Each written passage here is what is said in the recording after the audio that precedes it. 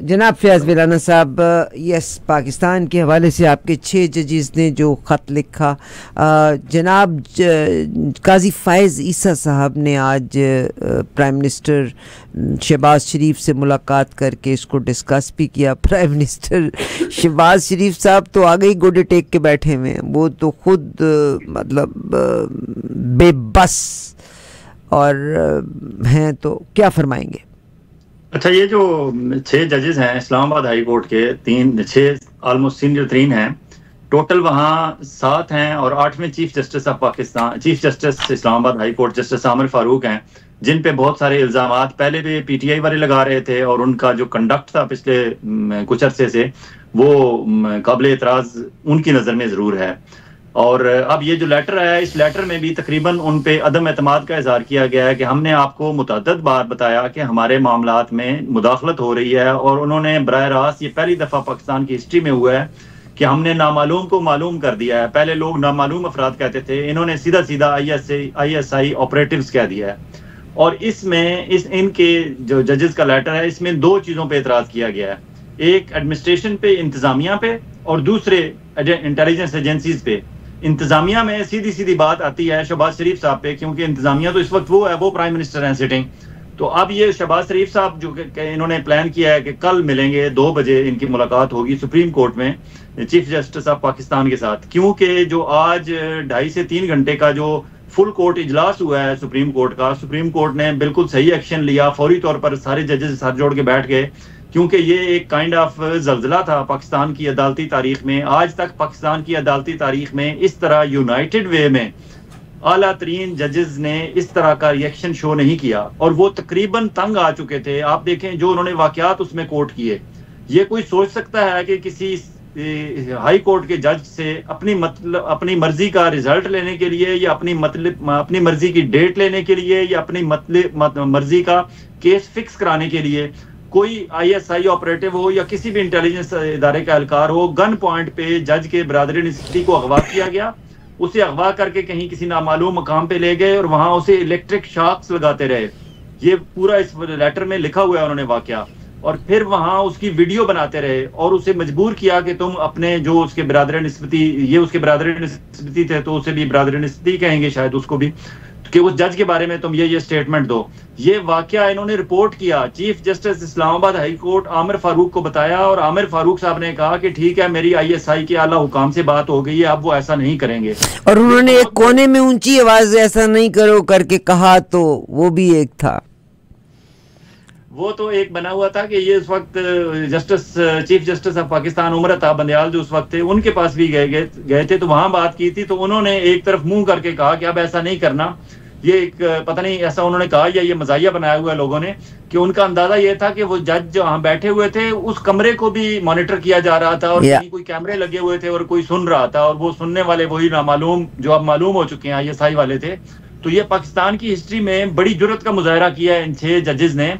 अब इस मौके पे देखना यह है, क्योंकि उन्होंने ये भी कहा है कि बात यहाँ खत्म ना करें, बल्कि पाकिस्तान भर के जो हाई कोर्ट्स हैं, लाहौर हाई कोर्ट है, सिंध हाई कोर्ट है, पंजाब हाई कोर्ट है, बलूचिस्तान हाई कोर्ट है, पेशावर हाई कोर्ट है, उनके जजेस से भी पूछा जाए कि क्या वहाँ उनके काम में भी इसी तरह की मुदाखलत हो रही है। अब अगर इस तरह का जिन्होंने कहा है कि कन्वेंशन बुलाया जाए आला अदलिया का, अगर ये कन्वेंशन बुलाया जाता है और वहाँ वो लोग शेयर करते हैं अपने अपने एक्सपीरियंसेस, हमारे पास ऐसी चीजें रिपोर्ट हो चुकी हैं, पेशावर से रिपोर्ट हो चुकी हैं, लाहौर से रिपोर्ट हो चुकी हैं, और सिंध हाई कोर्ट से रिपोर्ट हो चुकी हैं कि वहां इस तरह की मुदाखलत है। फॉर एग्जांपल पंजाब में तो अभी चंद दिन पहले आपको याद होगा जस्टिस शाहिद जमील अख्तर खान शायद उनका नाम था, वो रिजाइन कर गए, और रिजाइन करके जो उन्होंने बड़ा खूबसूरत अपना रिजाइन लिखा, उसमें ये सारी बातें लेकिन उन्होंने खुला के ISI का नाम नहीं लिखा, क्योंकि वो अकेले थे यहाँ इस्लामाबाद हाई कोर्ट के, मगर उन्होंने नज़म बहुत जबरदस्त लिख दी थी। इन्होंने अक्लमंदी का मुजाहरा ये किया कि ये 6 इकट्ठे बैठ के इन्होंने एक लेटर लिखा। अब इन 6 के खिलाफ आप या तो 6 के 6 को आप घर भेजें कि आपने ये गलत किया है, लेकिन घर भेजने से पहले आपको प्रूव करना पड़ेगा कि उन्होंने कुछ गलत किया है या गलत बात की है, क्योंकि वो कहते हैं हमारे पास प्रूफ है, और वो ये भी बताते हैं कि हमने ये पहले सारे प्रूफ इस्लामाबाद हाई कोर्ट के चीफ जस्टिस को भी दिए और उस वक्त के chief justice of Pakistan Umar Ata Bandial को भी दिए। अब अगर ये भी कहते हैं कि हमने उस वक्त के सीनियर जजेस को भी दिए, जिनमें सेकंड सीनियर मोस्ट काजी फ़ायज़ ईसा साहब थे। इसका मतलब ये है कि काजी फायज ईसा साहब के कंडक्ट पे भी क्वेश्चन आता है कि जब उनको ये सारा कुछ मालूम था, इसके बावजूद ये जानते बूझते हुए वो इस तरह के फैसले सुनाते रहे। फिर उन्होंने वो वहां उनके पास DGI उन्हें मिल के आए, फिर उन्होंने बल्ले का निशान लिया PTI से, और फिर वो PTI को निशाना बनाते रहे, ये जानते बूझते हुए कि ये मैनिपुलेट हो रही हैं चीजें। तो अब इस वक्त सारे अंडर क्वेश्चन है। शहबाज शरीफ साहब सुबह 2 बजे मिलने जा रहे हैं उनसे, चीफ जस्टिस ऑफ पाकिस्तान से, लेकिन वो उनसे मिलके जाके क्या कहेंगे कि मैं फार्म 47 वाला प्राइम मिनिस्टर हूँ, मुझे आपने बचाया हुआ है और मुझे फार्म 47 से प्राइम मिनिस्टर उन्होंने मुंतखब किया है, जिनकी तरफ ये इशारा कर रहे हैं जजेस साहबान। तो इस वक्त बेसिकली तो ये सारा जो पिछले कुछ अरसे से एक आपस में इन्होंने किया हुआ था कि you scratch my back and I scratch your back, सबकी बैक्स नंगी हो गई हैं, सबकी पीठ कमर नंगी हो गया, पीछे से कपड़ा उठ गया है, इन्हें नजर आ गया है कि ये तो सारे एक दूसरे को स्क्रैच कर रहे थे। चीफ जस्टिस ऑफ पाकिस्तान अगर शहबाज शरीफ को बचाते हैं तो शहबाज शरीफ साहब उन्हें नहीं बचा पाएंगे, और अगर इस्लामाबाद हाई कोर्ट के चीफ जस्टिस आमिर फारूक को कोई बचाने की कोशिश करेगा तो ये जो कुछ कहा गया है इस पे वो नहीं बच सकेंगे। और फिर शौकत अजीज सिद्दीकी साहब रीजन वो बने, शौकत अजीज सिद्दीकी साहब अब टेलीविजन चैनल्स पर आके दोबारा स्टेटमेंट्स दे रहे हैं और वो कह रहे हैं कि बिल्कुल मैं इन जज साहबान के साथ हूँ, इस मामले की तहकीकात होनी चाहिए। और आप देखें कि ये मामला अगर काजी फायज ईसा साहब चंद दिन पहले शौकत अजीज सिद्दीकी को बाइज्जत बहाल ना करते और उनकी सारी मराहत और पेंशन उनकी बहाल ना करते तो शायद इन 6 जज साहबान को हौसला भी ना होता, क्योंकि शौकत अजीज सिद्दीकी साहब का केस सीधा सीधा उस वक्त के DGISI और उस वक्त के DG counter intelligence general Faiz Hamid के बारे में था। अब काजी फायज ईसा साहब ने इतनी हिम्मत तो कर दी कि शौकत अजीज सिद्दीकी को सच्चा करार दिया और उनकी पेंशन भी बहाल कर दी, उनकी मराहत भी बहाल कर दी और उनका स्टेटस भी बरतरफ जज से रिटायर्ड जज वाला कर दिया। इससे हौसला हो गया इन 6 जज साहबान को कि अगर शौकत अजीज सिद्दीकी ISI के बारे में बात करके बाइज्जत बहाल हो सकता है अपने वापस स्टेटस पे और बाइज्जत शहरी के तौर पर इस मुल्क में रह सकता है और बतौर लॉयर रिटायरमेंट के बाद प्रैक्टिस भी कर सकता है, तो फिर हमारे साथ भी कुछ नहीं होगा। अब एक प्रेसिडेंट सेट हो गया है। आप देखें कि जब तक शौकत अजीज सिद्दीकी का डिसीजन नहीं आया था, ये जुल्म तो उससे पहले भी हो रहे थे इन जज साहबान पे, लेकिन अब हौसला इन्होंने उसी इंसिडेंट से पकड़ा। लेकिन काजी फायज ईसा साहब ने कमाल ये किया कि शौकत अजीज सिद्दीकी को तो उन्होंने बहाल कर दिया, लेकिन उस सारे वाकये के जिम्मेदारान जो थे उनको कटहरे में नहीं खड़ा किया, उनके खिलाफ कोई कार्रवाई नहीं की। वो आधा काम उन्होंने किया, आधा छोड़ दिया। अब या तो उन्हें काम पूरा करना पड़ेगा, अगर नहीं पूरा करेंगे तो खुद चले जाएं, इस्तीफा दे दें, कहें कि मुझसे ये भारी पत्थर नहीं उठाया जाता। जी बहुत शुक्रिया। मैं यहाँ मेंशन करना चाहती हूँ जनाब शौकत सिद्दीकी साहब का जो केस था ये 2018 में हुआ था और 2018 वो वक्त था जबकि नवाज शरीफ साहब को नाअहल करार दिया गया था और इमरान खान की हुकूमत आ रही थी। इंटरवेंशन बहुत ज़्यादा थी ISI की और नवाज शरीफ साहब को जो भी केसेस के बीच में अल्टीमेट फैसले कराने में, और इन्होंने एक बार में जाके की गुफ्तगू जब की थी तो उसने ओपनली ISI का नाम लेके बात की थी, जिसकी पादाश में या सज़ा में जनाब शौकत अजीज़ सिद्दीकी को डिफ़िकल्ट देखिए जी 2018, 19, 20, 21, 22, 23 यानी 5-6 साल उस बंदे को जो सज़ा उसने भी काटी है, अब वो फ़ैसला उनके हक़ में हुआ, उनको पूरे के पूरे एरियर्स मिले और कि भाई यस ही वाज राइट, उन्होंने कोई गलत नहीं किया था। इस चीज़ ने तक़वियत दी कुछ और लोगों को भी सच बोलने की और ये मामला आया। मगर सर अगर ये तो बड़ा लामुतनाही सिलसिला जाएगा। अगर ये मामला ऐसे चलता है तो इसका मतलब है अल्टीमेटली वो जो एक था कि बाजवा साहब को भी कटहरे में अभी आना पड़ेगा, जनरल फैज़ को भी अब कटहरे में आना पड़ेगा, क्योंकि बहुत सारी चीज़ें ऐसी हुई हैं जहाँ पे इन लोगों ने इंजीनियर किया था चीज़ों को। अच्छा, पिछले गवर्नमेंट में पिछले जब टेन्योर था बाजवा साहब का और फैज़ हमीद साहब का, ये उस वक्त भी मुदाखलत कर रहे थे और अब इस वक्त जो हैं आसिम मुनीर साहब और दूसरे उनके साथ जनरल नदीम अंजम DGISI हैं, ये अब भी मुदाखलत कर रहे हैं। अब फैसला इन्होंने करना है काजी फायज ईसा साहब ने कि हमने मामला कहाँ से शुरू करना है। अगर तो ये कमर जावेद बाजवा और फैज़ हमीद को बुलाते हैं तो थोड़ा सा लिंगर ऑन हो जाएगा, काम लंबा हो जाएगा, लेकिन अगर वो कहते हैं कि वो तो जो हुआ सो हुआ, इस वक्त जो हो रहा है हम इसको रोकें और जनरल नदीम अंजम को बुलाएं, मेरे ख्याल में जनरल नदीम अंजाम सर यूनिफॉर्म वाले को तो कभी बुला ही नहीं सकते, कैसी आपने उनके सामने पेश होने से पहले पहले वो रिजाइन कर जाएंगे। या सर वो यूनिफॉर्म में किसी को भी नहीं बुला सकते, आपको भी पता है। वो अपने तौर पर वो ये समझते हैं ना कि हम जो है मुस्तस्ना हैं, हम मुबर्रा है हर चीज से, लेकिन चीजें जब इस हद तक खुल के सामने आ जाएं, आपको इंसिडेंट बता रहे हैं, जजेस बता रहे हैं और 6 सीनियर तरीन जजेस बता रहे हैं, कोई एक नहीं है। अब देखें कि ये हमारे इन जज साहबान को ये बात समझ आ गई है कि अकेले अकेले मार खाने की बजाय इकट्ठे हो जाएं, तो फिर देखते हैं कि हम इनके साथ मुकाबला कर सकते हैं कि नहीं कर सकते। वरना इससे पहले तो यही होता रहा ना, जिस तरह लाहौर हाई कोर्ट के एक जज ने आज इस्तीफा दे दिया, फिर एक ने दे दिया। इस्लामाबाद से जस्टिस इजाजुल हसन जिन्होंने अभी 24 अक्टूबर को चीफ जस्टिस ऑफ पाकिस्तान बनना था, उन्होंने रिजाइन करके वो घर चले गए और उन्होंने कहा मेरी जाती मसरूफियात और जाती वजूहात पे मैं जा रहा हूँ। और जाती वजूहात भी कोई ऐसी नहीं थी जो नजर आ रही हो, या तो आप जाती वजूहात भी बता दें ना कि मेरी ये जाती वजूहात हैं, नहीं बताई उन्होंने। इसी तरह दूसरे जो जस्टिस थे मज़ाहिर नकवी, उनके खिलाफ केस किया और वो भी घर चले गए आराम से रिजाइन करके। तो ये अकेले अकेले मार खाने की बजाय इन्होंने फैसला किया कि इकट्ठे हो जाते हैं, फिर देखते हैं क्या होता है। The first step is taken by these जजेस। आई विश कि आपके पॉलिटिशियंस ने भी, और ये जब जो फैसला लिया था जनाब गवर्नर मलिक गुलाम मोहम्मद ने भी 1954 में, तो उन्होंने ये कहा था कि साइंस पॉलिटिशियंस की करप्शन का जिक्र उसमें किया गया था। मैं सर आपसे जो यहाँ ये सवाल, और मैं बड़े जो आपसे एक बात कहना चाहती हूँ कि फ़ायज़ ईसा साहब के बहुत सारे फैसले, हालांकि वो लगता है कि is a very strong man, बड़ा बात करते हैं, और जनाब शहबाज शरीफ बुलाया था नवाज़ शरीफ को, नवाज़ शरीफ बेचारे वापस जा रहे हैं, शहबाज शरीफ क्योंकि PDM 2 को लेके आना चाहिए था, and this man just go exactly and does exactly what these departments want. तो आपको क्या लगता है कि शहबाज शरीफ साहब तो बड़े मसलियत परवर हैं, do you think he can take a step against this ISI and this agency? Because उसमें एक जज ने जो उसमें एक शिकायत लिखी है कि उन्होंने घर बदला और उस घर की लाइट के बीच में camera with the sound USB को ट्रैक किया जा रहा था, यानी एक से ज़्यादा कैमरे लगे हुए थे। तो इसका मतलब है यहीं से ये इनके बेडरूम से इनकी अपनी बीवियों के साथ जो ज़िंदगी है, या इनके बच्चे कभी मिलने के लिए आते होंगे मैरिड बच्चे, तो उनकी तस्वीरों को भी ये लोग हासिल करके ब्लैकमेलिंग के लिए इस्तेमाल करते हैं। तो डू यू थिंक कि शहबाज शरीफ साहब या Faez Isa has can take a stand against those जिन्होंने उनको इस मसनद पे बिठाया है?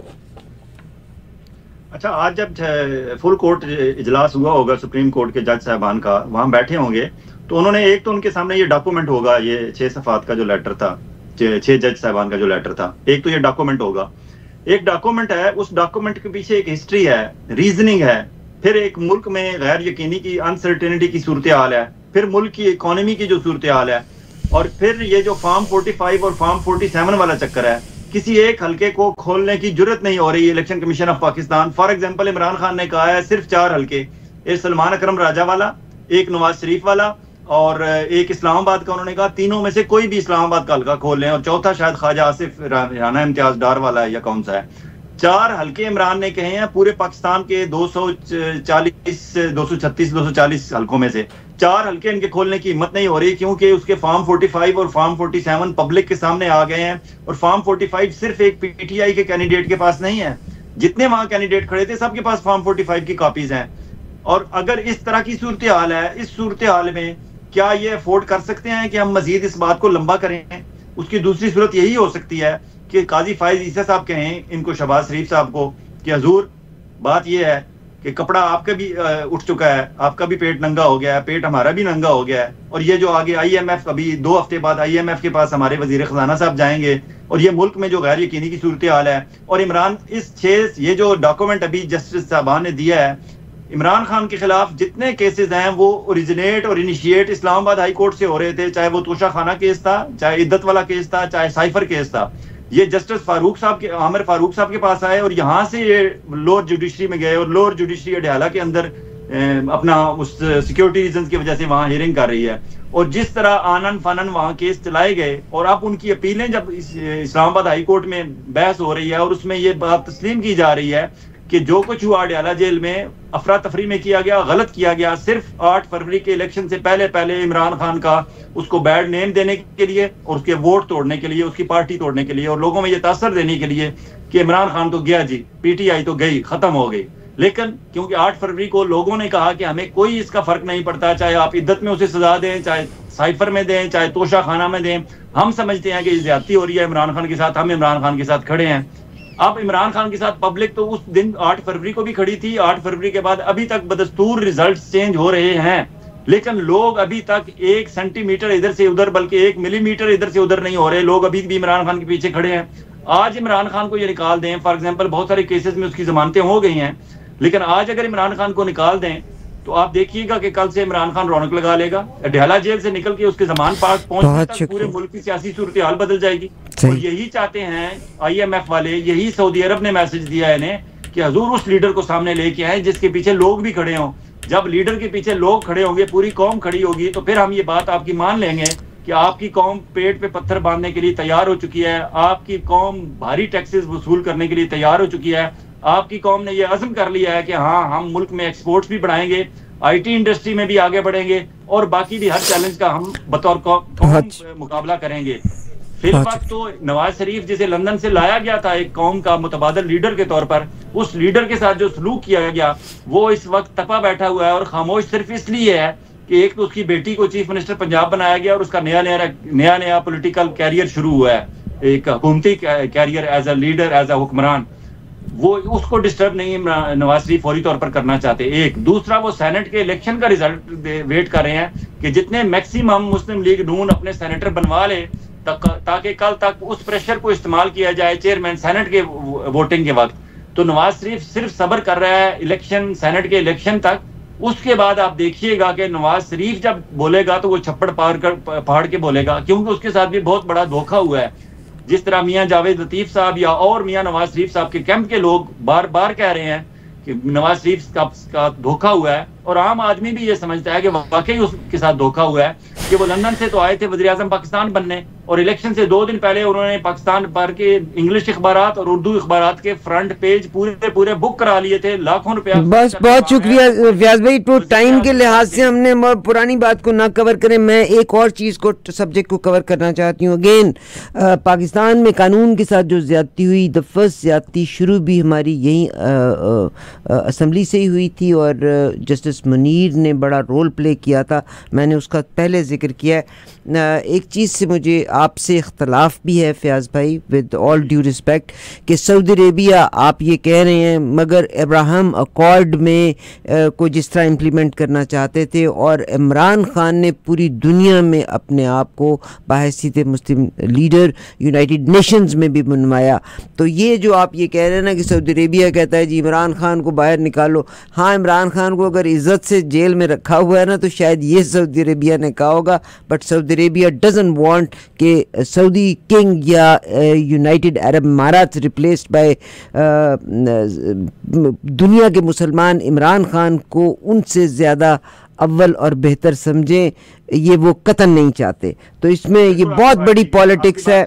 या ये बहुत बड़ी पॉलिटिक्स है। अगर आप ये लफ्ज़ कहते हैं कि जी सऊदी अरेबिया कहता है इमरान खान को प्राइम मिनिस्टर बना दो, तो ये गलत है। मैं समझ गया। आप बिल्कुल ये ना समझें कि किंग सलमान मोहम्मद बिन सलमान ने कहा है कि इमरान खान को कल वज़ीर आज़म बना दें।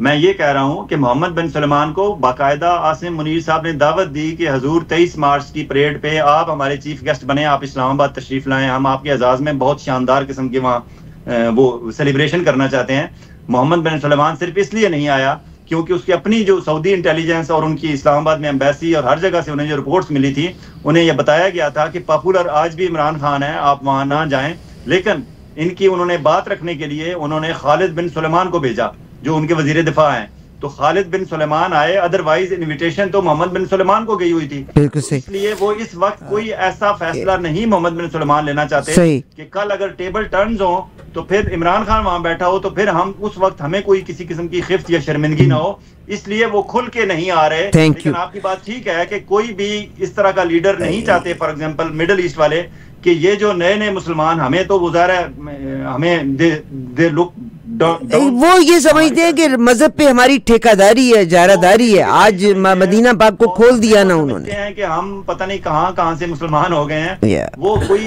ये बर्दाश्त नहीं करेंगे कि मुस्लिम वर्ल्ड को इमरान खान लीड करे। लेकिन दूसरी तरफ आप देखें, महातीर मोहम्मद हैं या तैयब उर्दवान हैं या बाकी मुस्लिम वर्ल्ड में इमरान खान की रिस्पेक्ट है। अब उस बंदे ने वो रिस्पेक्ट कैसे गेन की उसकी। अच्छा चलिए, मैं इमरान खान से निकल के हम इश्यूज पे बात करना चाह रही थी। मैं इश्यूज के लिहाज से जो आपसे एक और बात करना चाहती हूँ कि हम MBS अगर पाकिस्तान नहीं आए, क्योंकि पाकिस्तान में आपको पता ही होगा थ्रेट्स भी इस वक्त बहुत ज़्यादा चल रही हैं, और मोहम्मद बिन सलमान जो हैं वो वैसे भी बहुत सेफ ज़िंदगी गुजारते हैं। वैसे तो ज़िंदगी और मौत खुदा के इख्तियार में है, बिकॉज़ आपको पता ही है कि ज़रा सी चूनो चिराग करने से शाह फैसल को किस तरह से उड़ा दिया गया था। जिसको उड़ाना होता है तो उसको उड़ा दिया जाता है। तो Mohammed bin Salman is living a very careful lifestyle. वो उनका सोना जागना, किसका मिलना है किसने नहीं मिलना, तो दीज आर द थिंग्स। शायद this is one of the reason he doesn't want to come. और पाकिस्तान की जो सिचुएशन है, मैं सर आपसे जो अगला सवाल करने जा रही हूँ, अगला सवाल एचिसन कॉलेज के बारे में। और अगेन मैं एक बार फिर से अपने लिसनर्स को 1954 में लेके जाना चाहती हूँ। This is my last. कि वो कहते हैं ना कि आज मेरे प्रोग्राम में बहुत बार जिक्र किया कि इतना पैसा है इन लोगों के पास, इतना पैसा है इन लोगों के पास। जिस शख्स के बच्चों का एडमिशन हुआ था एचिसन कॉलेज में और फीस की माफ़ी के लिए जिस बंदे ने अप्लाई किया, आपका ना उसके पास पैसे की कमी है। और एचिसन कॉलेज वहाँ है जो पावर की वजह से ये अपने बच्चों का एडमिशन इसका यहाँ पे हुआ, और उसको एडमिशन में भी फ़ीस माफ़ी चाहिए थी। पाकिस्तान में 1954 पे लेके जाती हूँ, और इसमें एचिसन कॉलेज के जो प्रिंसिपल हैं फॉरनर हैं, उन्होंने रिज़ाइन किया। मैं आपको एक दफ़ा फिर जस्टिस मुनीर की सरबराही में लेके जाना चाहती हूँ। जब उन्होंने फ़ैसला किया था मलिक ग़ुलाम मोहम्मद के हक़ में, तो 5 जजेस थे, 5 में से 4 ने मुत्तफ़िक़ा तौर पे फ़ैसला किया था कि मलिक ग़ुलाम मोहम्मद के पास वही कानून है जिसमें आला तरीन बरतानवी अपने ग़ुलामों के साथ जो सलूक कर सकते हैं वो कर सकता है, क्योंकि he is a governor general. मगर उन 5 जजेस में से एक जज जिसने इसके अगेंस्ट फ़ैसला किया था, उसका नाम था, अंग्रेज़ जज था जिसका नाम था A.R. कॉर्नेलियस, और इसने ये कहा था कि कानून सबके लिए बराबर है। वेयर एज जस्टिस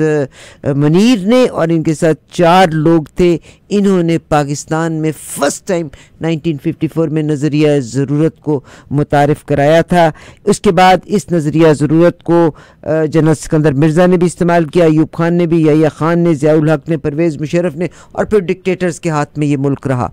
और इस मुल्क के पॉलिटिशियंस जो हैं उन्होंने हमेशा अपनी ज़ाती मफादात के लिए इन डिक्टेटर्स को मज़ीद रास्ता दिया। आज मैं ज़िक्र करना चाहती हूँ एचिसन कॉलेज का, यानी पाकिस्तान का बेहतरीन इदारा, जिसके प्रिंसिपल ने जब रिज़ाइन किया तो आज अता मोहम्मद तारड़ कहते हैं कि दरअसल उस प्रिंसिपल के अगेंस्ट इन्वेस्टिगेशन चल रही थी। ओ भाई, तुम्हारी तो करप्शन आज तक पकड़ी ना गई, मगर क्या मसला हो गया कि इतना पैसा होने के बावजूद they must take the pride कि इनके बच्चों को एचिसन कॉलेज में तालीम हो रही है। इनको क्यों सब्सिडी की या उस फीस माफ़ी की ज़रूरत थी? अच्छा, ये एचिसन वाला मामला है ना, ये बहुत इसकी तह दर तह मामला है। ये सिर्फ इतना सादा नहीं है कि बच्चों की फीस उसने माफ़ करानी थी और वो माफ़ नहीं हुई। ये जो वहाँ प्रिंसिपल थे माइकल ए थॉम्सन, ये को आज से नहीं थे, बड़े अरसे से थे। और वहाँ पंजाब में मुसलसल जितना हमारी एक अकरबा परवरी का और इस तरह का एक सिलसिला है पूरे पाकिस्तान भर में, और पंजाब में शायद ज़्यादा है क्योंकि वहाँ ज़्यादा अरसा मियाँ बिरादरान की हुकूमत रही है, और इन्होंने तो हमेशा सारी ज़िंदगी, इनका सियासी कैरियर यही है कि खाता है तो खिलाता भी है। तो ये खाने खिलाने वाले लोग हैं, और ये सिर्फ ये पहले अहद चीमा पहले मिनिस्टर नहीं है या पहले ब्यूरोक्रेट नहीं है जो वहाँ अपना असर रसूख इस्तेमाल कर रहे थे। इससे पहले एक और मैं आपको बताता हूँ, उमर सैफ जो अभी केयर टेकर मिनिस्टर भी थे आईटी के, और अब शहबाज शरीफ साहब की उसमें फिर मिनिस्टर हैं। उससे पहले जब शहबाज शरीफ साहब पंजाब में चीफ मिनिस्टर थे तो वो पंजाब आईटी बोर्ड पीआईटीबी के सरबराह थे उमर सैफ। उमर सैफ का बेटा वहां पढ़ता था इसी एचिसन कॉलेज में, और उसे अमेरिका की एक यूनिवर्सिटी में एडमिशन चाहिए था और उसके मार्क्स थोड़े से कम थे। तो यहाँ से उसे एडवाइजर ने ये बताया कि तुम वहां जहां पढ़ रहे हो एचिसन कॉलेज से, वहां से तुम कोई ट्रॉफी, कोई अवार्ड, कोई इस तरह का डिस्टिंक्शन का हमें सर्टिफिकेट ले दो कि तुमने फलां कंपटीशन जीता है और तुम्हें फलां अवार्ड और फलां ट्रॉफी दी गई है, तो उसके 5-10 मार्क्स तुम्हें मिलेंगे, तो तुम यहाँ मेरिट पे कम्पीट करके तुम्हारा एडमिशन अमेरिकन यूनिवर्सिटी में हो जाएगा। उमर सैफ साहब ने इसी माइकल थॉमसन पे इतना प्रेशर डाला कि उस वक्त भी उसने रिजाइन लिख दिया था, उसका रिजाइन एक्सेप्ट नहीं हुआ था। ये चंद वाकयात हैं जो मंजर आम पे आ गए हैं। बहुत सारे ऐसे वाकयात होंगे जहां शायद वो कॉम्प्रोमाइज कर गया होगा या प्रेशर डालने वाला पीछे हट गया होगा, लेकिन वो तंग आ चुका था। उसका रिजाइन पहले भी इन्होंने दिया हुआ था, उसने जाना था अगस्त 2024 को रिजाइन करके, लेकिन अब इस ताज़ा तरीन वाकया के बाद वो अभी 1 अप्रैल से जा रहा है। तो ये मुसलसल सिलसिला है, एक दिन का नहीं है। और ये जो अहद चीमा साहब हैं, इनकी जो जायदादों की लिस्ट है वो शायद किसी एक आध मैंने टेलीविजन प्रोग्राम में देखा है, वो एंकर के पास पूरी लिस्ट आई है, उस बेचारे ने पढ़नी शुरू किया और उस दरमियान में ही उसने कहा मजीद मैं नहीं पढ़ सकता क्योंकि बहुत लंबी लिस्ट है उनके जायदादों की और अहसासों की। हत्ता कि मैरीलैंड में भी उनकी 6 एकड़ जमीन है अपने अहद चीमा साहब की, और उनकी मिसेज जो हैं सारा चीमा शायद नाम है कि इस तरह का को मिलता जुलता नाम, सनीना चीमा, वो भी ब्यूरोक्रेट हैं। दोनों ब्यूरोक्रेट रहे हैं, 22वें ग्रेड में रिटायर हुए हैं, फिर वो कैबिनेट मिनिस्टर बन गए केयर टेकर में भी, अब फिर कैबिनेट मिनिस्टर हैं। शहबाज शरीफ साहब के ब्लू आइड हैं, लाहौर डेवलपमेंट अथॉरिटी के सरबराह रहे हैं, और जब आशियानी हाउसिंग स्कीम और दूसरा के करप्शन के केसेस बने तो वो इदारे वो दफातर ही जलवा दिए शहबाज शरीफ साहब ने और चीमा साहब ने मिला के। वो डॉक्यूमेंट्री प्रूफ वहां से दस्तावेजात ही साबित नहीं कर सके इन्होंने करप्शन की है, लेकिन इनकी जो जायदादें हैं उनसे ये साबित होता है कि वाकई इन्होंने करप्शन किया है, क्योंकि इतने मुख्तसर वक्त में कोई भी ब्यूरोक्रेट, चाहे वो 22वां मैक्सिमम ग्रेड होता है, और ये पहले और आखिरी 22वें ग्रेड के रिटायर्ड ब्यूरोक्रेट नहीं है, इनसे पहले भी बहुत ज्यादा है और अभी भी इस वक्त हैं। किसी की इतनी जायदादें नहीं होती, सारे लोग हैंड टू माउथ बेचारे गुजारा करते हैं, चाहे वो 17वें ग्रेड में है, चाहे 20वीं में है, चाहे 22वें में है, क्योंकि जो आपका ग्रेड ऊपर जाता है आपके अखराजात और वो सारा कुछ आपके टैक्सेस बढ़ते चले जाते हैं, टैक्सेस बढ़ते। मगर चलिए जी, ये बदकिस्मती ये है कि पाकिस्तान के नाम को एक और धब्बा लगा। मेरा ख्याल है इन लोगों को सज़ा मिलना ज़रूर चाहिए। मेरा आखिरी जो आपसे बात करने का मकसद है, इस वक्त पाकिस्तान में और क्या एक ख़ास वाक़या हुआ है कल परसों में, उसको भी मैं डिस्कस करना चाह रही थी। पॉसिबल एक कमर्शियल ब्रेक ले लूँ और वापस आती हूँ। एक commercial break and will come back.